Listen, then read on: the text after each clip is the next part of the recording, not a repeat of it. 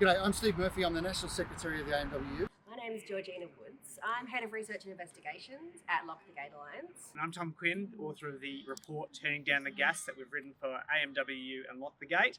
We're down here in Canberra to launch a report called Turning Down the Gas. Why is this important for AMWU members? Well, we know that our industries, particularly if you work in the food industry, paper and pulp, or if you're in the metal industry, just how reliant our jobs are on gas as a heat source or as a processing source.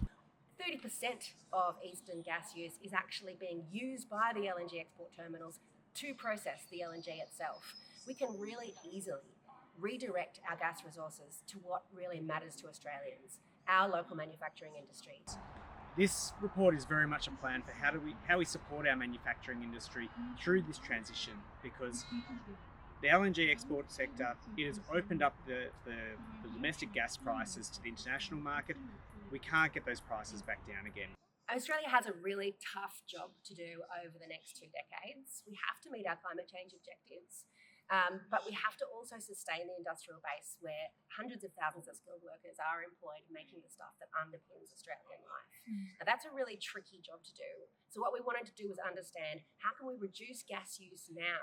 There's technology available already and being used. What we need to do is deploy it to reduce gas use for our industry and let Australian industry free itself from dependence on volatile and expensive gas so that they can thrive in the long term. Industry can't do it alone. They need to work, we need government to work with industry. That's how we build a strong future and stable, secure employment for all those in these sectors.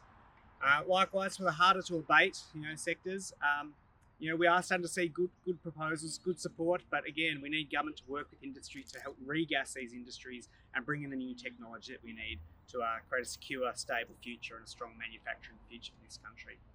We know that these jobs really matter to our economy, they matter to workers, they matter to the communities that we live in, that these jobs are secure into the future.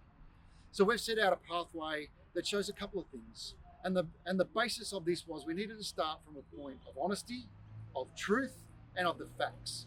Not influenced by what the gas lobby wants or what the gas industry wants, but what our industry needs and what workers need to be able to ensure that as our industries change and our energy needs change, that our jobs are at the forefront of those discussions and they're going to remain secure into the future.